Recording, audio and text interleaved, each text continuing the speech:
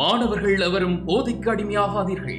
அடிமையானவர்கள் மீண்டதாக சரித்திரமில்லை. எனவே உங்களையும் சமூகத்தையும் பாதுகாத்துக் கொள்ளுங்கள். உங்கள் நலன் கருதி கல்வி டிவி. அனைத்து மாணவர்களுக்கும் காலை வணக்கங்கள். தரம் 11ஆம் ஆண்டு பகுதியினுடைய இலக்கண பகுதியை அவதானித்துக் கொண்டு வருகின்ற அந்த வரிசையில் முதலெழுத்துக்கள் பற்றி ஏற்கனவே வகுப்புகளில் விளங்கப்படுத்தப்பட்டு முடிக்கப்பட்டுள்ளது. இன்றைய இந்த வகுப்பில் சார்பெழுத்துக்கள் என்றதை பற்றிய சில விடயத்தை பற்றி கதைத்து கொள்ள வேண்டும்.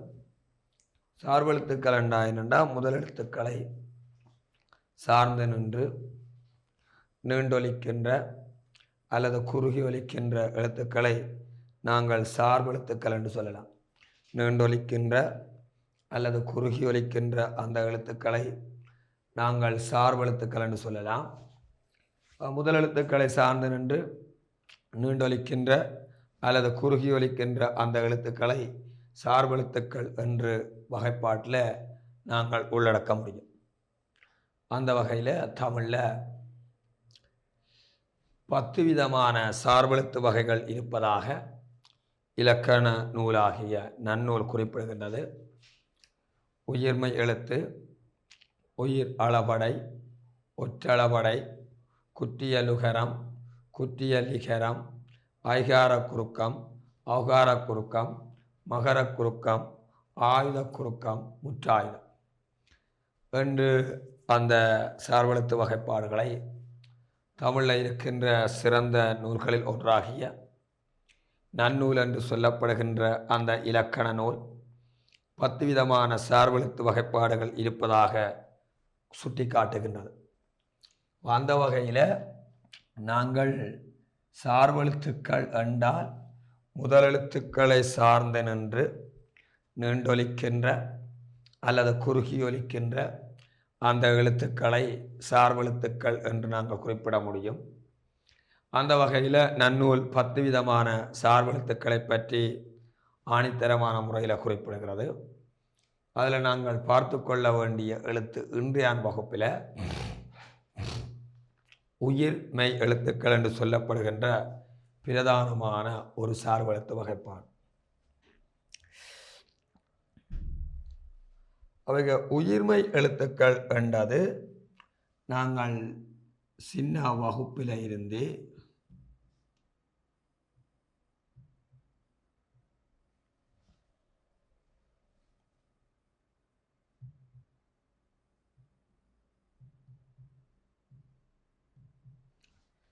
சின்ன வகுப்புகளில் இருந்து நாங்கள் உயிர்மை எழுத்துக்களை பற்றி படித்து கொண்டு வருகின்றோம்.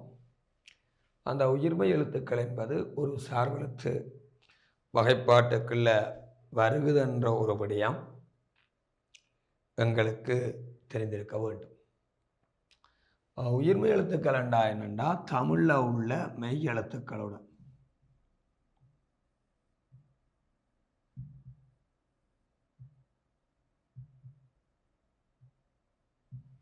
தமிழில் உள்ள மெய்யெழுத்துக்களோட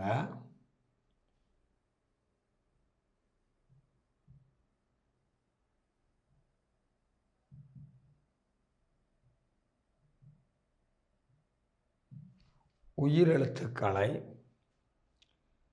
சேர்க்கவார எழுத்து உயிர்மை எழுத்துக்கள் எனப்படும். தமிழில் இருக்கிற 18 மெய்யெழுத்துக்களோட 12 உயிரெழுத்துக்களை பெருக்கவார 216 எழுத்துக்களும் உயிர்மை எழுத்துக்கள் என்று அழைக்கப்படும். தமிழில் இருக்கின்ற மெய்யெழுத்துக்கள் 18உடன் உயிரெழுத்துக்கள் 12ஐ பெருக்க வருகின்ற அந்த 216 எழுத்துக்களும் உயிர்மை எழுத்துக்கள் என்று சொல்லப்படும். இங்கே சேரைக்கு என்ன மாதிரியண்டா மெய்யெழுத்தோட உயிரெழுத்து சேர்ந்தால்தான் உயிர்மை எழுத்து வரும். இக்கண்ணாவோட ஆனா, இக்கண்ணாவோட ஆவண்ணா வச்சு கேட்க காவண்ணா, இக்கண்ணாவோட ஈனா கேக்க கானா காவன்னா கீனா. இக்கண்ணாவோட ஈயண்ணாவை கேக்க என்ன வேண்டா கீயண்ணா.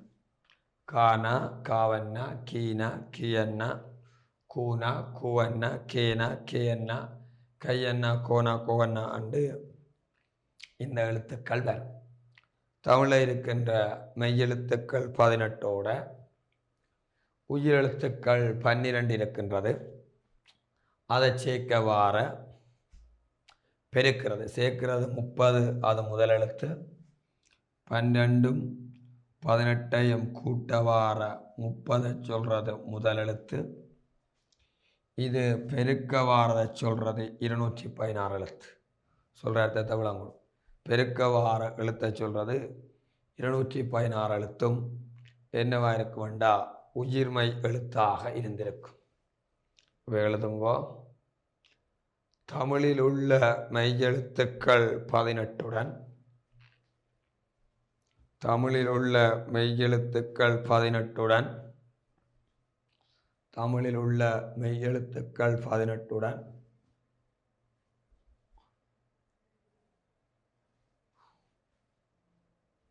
உயிர் எழுத்துக்களை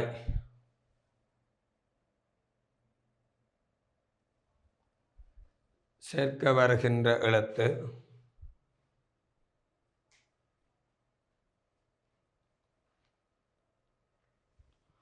உயிர்மை எழுத்துக்கள் என அழைக்கப்படும்.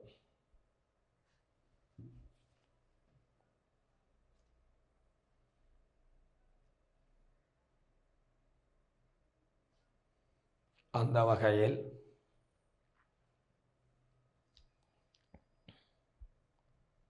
பதினெட்டு மெய்யெழுத்துக்களுடன்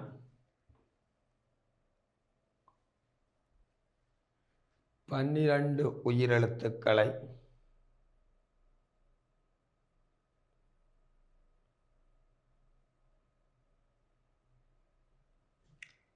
பெருக்க வருகின்ற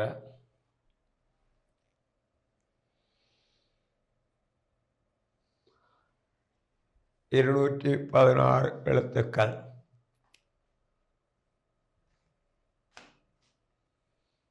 உயிர்மை எழுத்துக்களாக கருதப்படும்.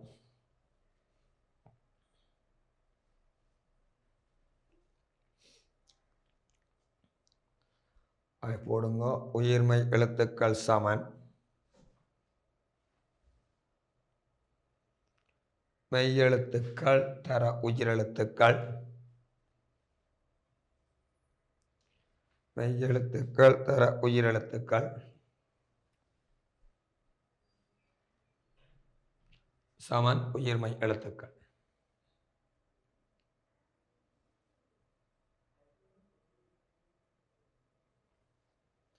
மெய்யெழுத்துக்கள் 18 உயிரெழுத்துக்கள் 12 18 தர 12 சமன் 216.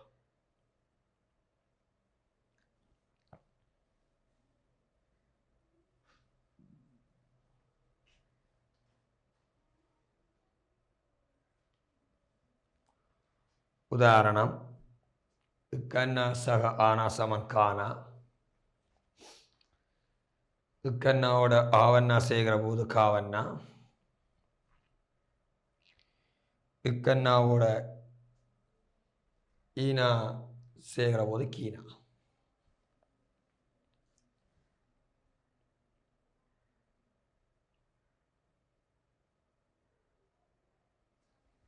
இனி தலையங்கம் போடுங்க.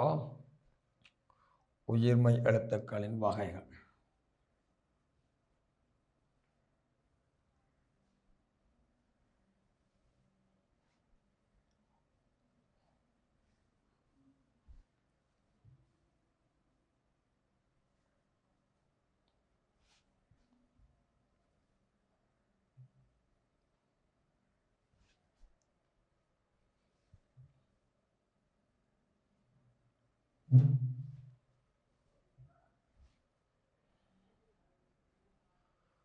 உயிர்மை எழுத்துக்களின் வகைகள்.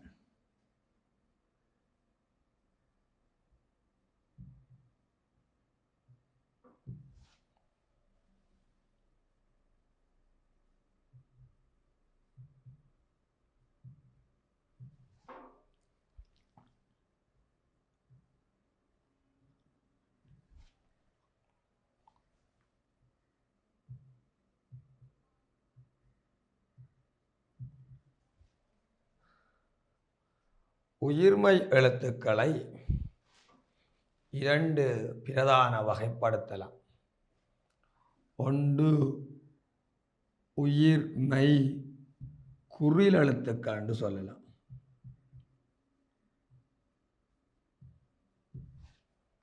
அடுத்தது உயிர்மெய் நெடில் எழுத்துக்கள் என்று சொல்லலாம். உயிர்மெய் குறில் எழுத்துக்கள், அடுத்தது உயிர்மெய் நெடில் எழுத்துக்கள். உயிர்மெய் குறில் என்னென்றால், அதாவது தமிழில் இருக்கின்ற 18 மெய்யெழுத்துக்களுடன் உயிரெழுத்துக்களில் இருக்கின்ற குறிலெழுத்துக்கள் 5ஐயும் பெருக்கவார 90 எழுத்துக்களையும் உயிர்மெய் குறில் என்று சொல்லலாம். உயிர்மெய் நெடில் என்றால் 18 மெய்யெழுத்தோட தமிழில் உயிரெழுத்தில் இருக்கிற 7 நெட்டுயிரை பெருக்கவார 126 எழுத்தையும் உயிர்மெய் நெடில் என்று நாங்கள் சொல்லலாம். இந்த 90ஐயும் இந்த 126ஐயும் கூட்டத்தான் 216 எழுத்துக்கள் வருகிறது. 216 எழுத்துக்கள் வருகிறது. அவைக உயிர்மெய் குறில் 90, உயிர்மெய் நெடில் 126, ரெண்டையும் கூட்ட 216 எழுத்துக்கள் வருகின்றது. உயிர்மெய் குறில் என்றால் தமிழில் இருக்கின்ற மெய்யெழுத்துக்களோட உயிரெழுத்தில் இருக்கின்ற குறிலெழுத்துக்கள் 5ஐ பெருக்கவார 18 தர 5 சமன் 90 எழுத்துக்களும் உயிர்மெய் குறில். அதே மாதிரி மற்றது 18 எழுத்துக்களோட உயிரெழுத்தில் உள்ள நெடிலெழுத்துக்கள் 7ஐயும் பெருக்கவார 126 எழுத்துக்களும் உயிர்மெய் நெடில் எழுத்துக்கள் என்று அழைக்கப்படும். எழுதிக் கொள்ளுங்கள். உயிர்மெய் எழுத்துக்களை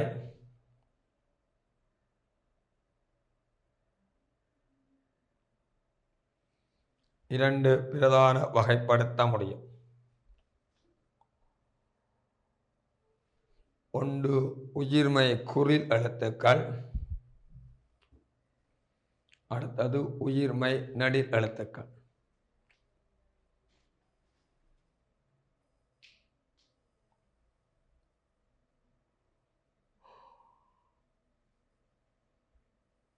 சின்னொரு தலையங்கம் உயிர்மெய் குறில் எழுத்துக்கள்.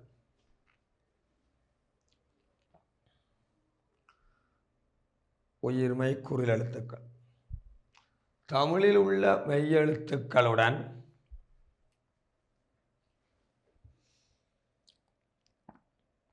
உயிரெழுத்தில் உள்ள குறில் எழுத்துக்களை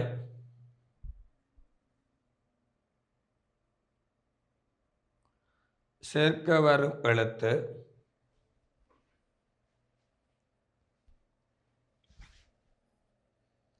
உயிர்மெய் குறில் எழுத்து எனப்படும்.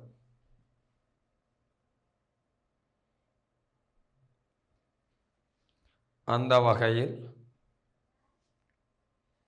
18 மெய்யெழுத்துக்களுடன்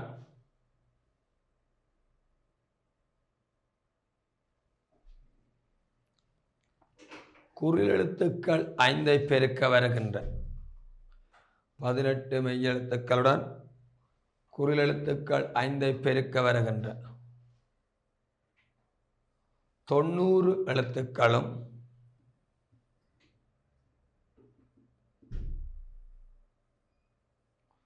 உயிர்மெய் குறில் எழுத்துக்கள் எனப்படும்.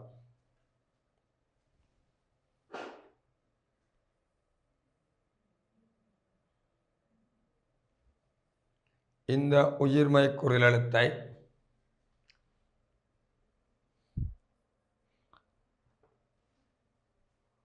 பின்வருமாறு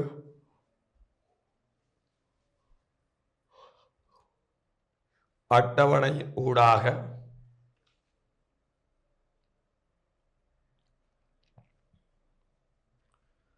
வெளிப்படுத்த முடியும்.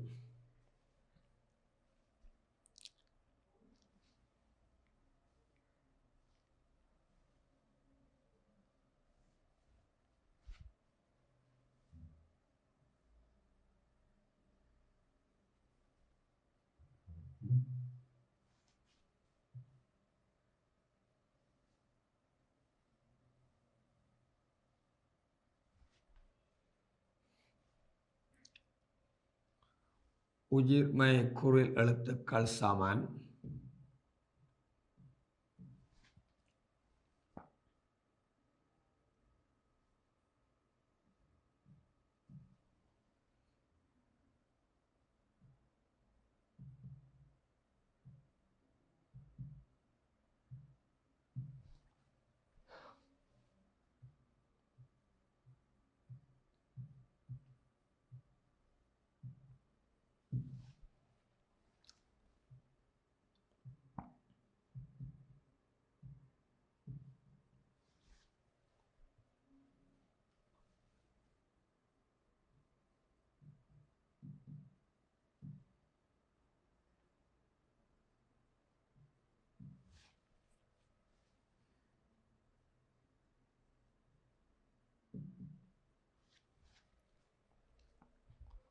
உயிர்மை குறில் எழுத்துக்கள் சமன் மெய்யெழுத்துக்கள் தர குறில் எழுத்துக்கள்.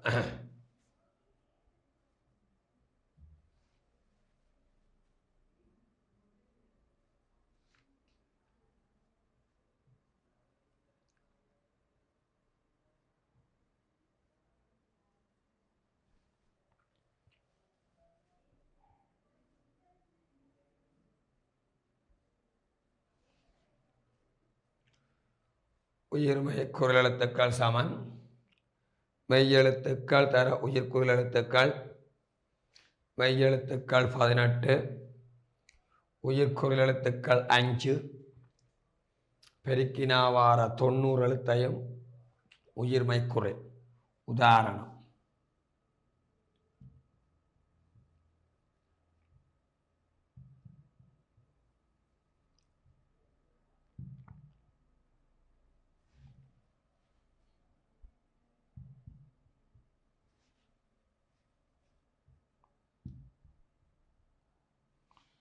ஆனா, ஈனா, ஊனா, ஏனா, ஓனா ரெண்டதை இச்சென்னாவோட சேர்க்கிறோம்.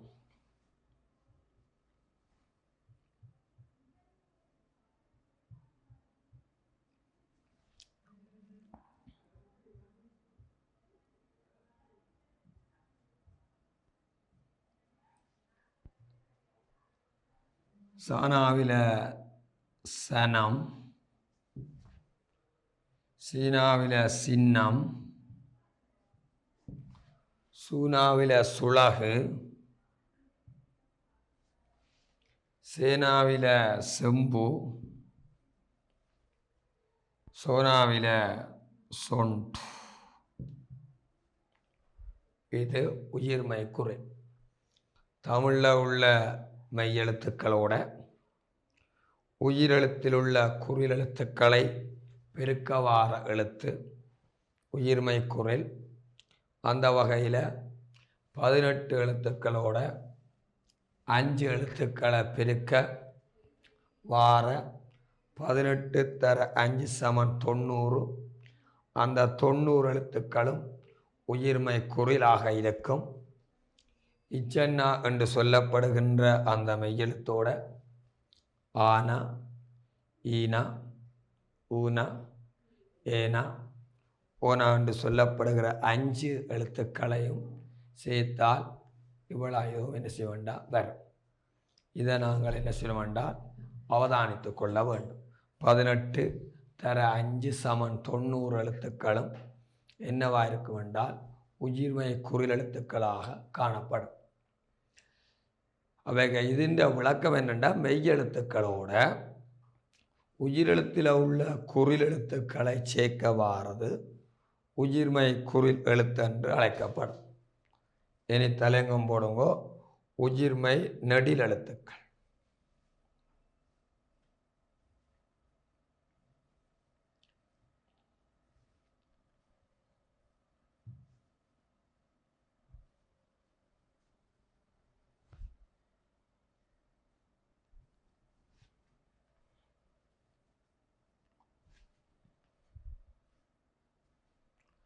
உயிர்மை நடில் எழுத்துக்கள்.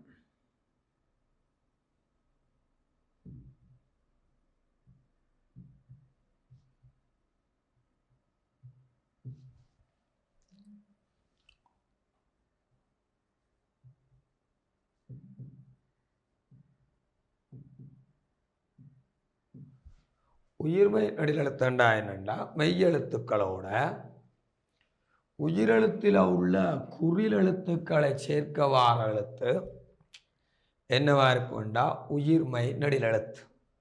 அதாவது மெய்யெழுத்துக்கள் இருக்குது. என்ன எழுத்துக்கள்டா மெய்யெழுத்துக்கள். மெய்யெழுத்துக்களோட உயிரெழுத்தில் உள்ள உயிர் நடில் எழுத்துக்கள்.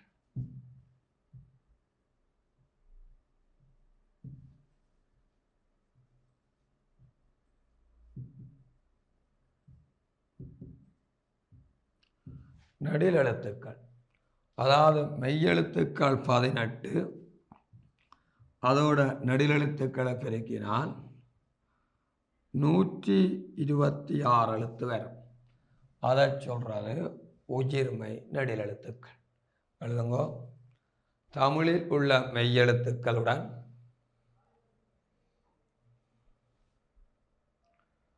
உயிரெழுத்தில் உள்ள நடிலெழுத்துக்களை உயிர் எழுத்தில் உள்ள நடிலெழுத்துக்களை பெருக்க வருகின்ற எழுத்துக்கள்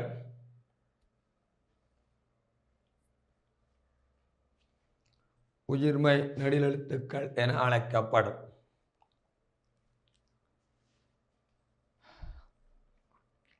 அந்த வகையில்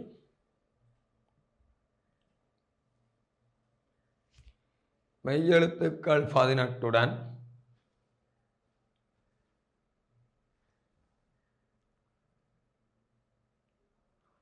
உயிரெழுத்தில் உள்ள நடிலெழுத்துக்கள் 7 மெய்யெழுத்துக்கள் 18 உயிரெழுத்தில் உள்ள நடிலெழுத்துக்கள் 7 பெருக்க வருகின்ற எழுத்து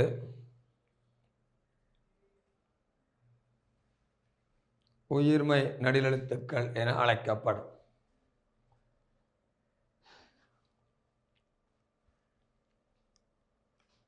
இதனை பின்வருமாறு காட்ட முடியும். உயிர்மை நடிலெழுத்துக்கள் சமன் மெய்யெழுத்துக்கள் தர உயிர் நடில் எழுத்துக்கள் 18 தர 7 சமன் 126. உதாரணம் என்று போடுங்க.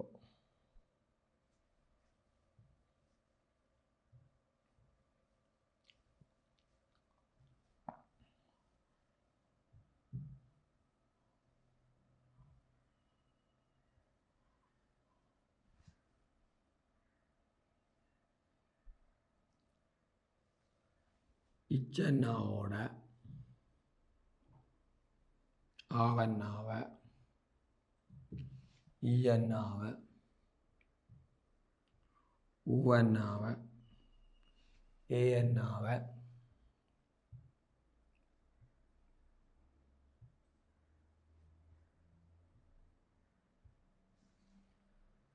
ஆவன்னா ஈயன்னா ஊவன்னா ஏயன்னா ஐயன்னா ஓவன்னா அவன்னா சாவன்னா சானா சாவன்னா சீனா சீயன்னா சானா சாவன்னா சீனா சீயன்னா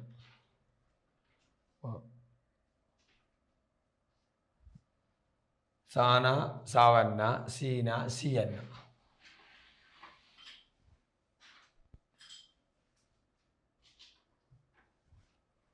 சூனா அடுத்தது சூவன்னா சேனா பிறகு சேயன்னா, அடுத்தது சையன்னா, அடுத்தது சோவண்ணா, அடுத்தது சௌவண்ணா. சாவண்ணாவில் சாமரை,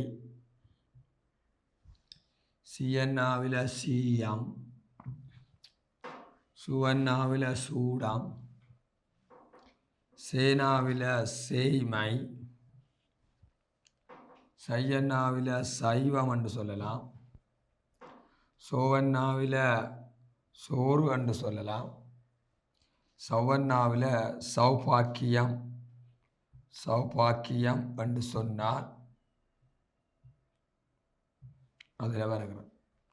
அப்போ இங்கே இதை பார்த்தீங்கன்னா மெய்யெழுத்துக்கள் 18ஓட உயிரெழுத்தில் உள்ள நடிலெழுத்துக்கள் 7ஐயும் பெருக்கவார 18 தர 7 சமன் 126 எழுத்துக்களும் என்னவாயிருக்கும் என்றால், அதாவது உயிர் மெய் நெடில் எழுத்துக்கள் என்று அழைப்பதை நாங்கள் என்ன செய்யலாம் வேண்டாம் அவதானித்துக் கொள்ளலாம். இதில் பார்த்தீங்கன்னா 90ஓட இஞ்சால இருக்க 126 கூட்டினால் 216 எழுத்துக்கள் உயிர்மை எழுத்துக்கள் இருக்குது. அதில் இனிவார விடயம் அதனுடைய மாத்திரை அளவை பற்றிய விடயத்தை பற்றி கதைத்து கொள்ள வேண்டும். இன்றைக்கு இவ்வளா பகுதியுடனும் இந்த வகுப்பினை பூர்ணப்படுத்துகிறேன். மீண்டும் அடுத்த வகுப்பில் இதனுடைய தொடர்ச்சியை பற்றி கதைத்துக்கொள்ள என கூறி விடைபெறுகிறேன். நன்றி, வணக்கம். கல்வி டிவியில் புத்தம்புது நிகழ்ச்சிகளை உடனுக்குடன் பார்த்து மகிழ எமது ஃபேஸ்புக் மற்றும் யூடியூப் பக்கத்தை லைக் செய்யுங்கள்.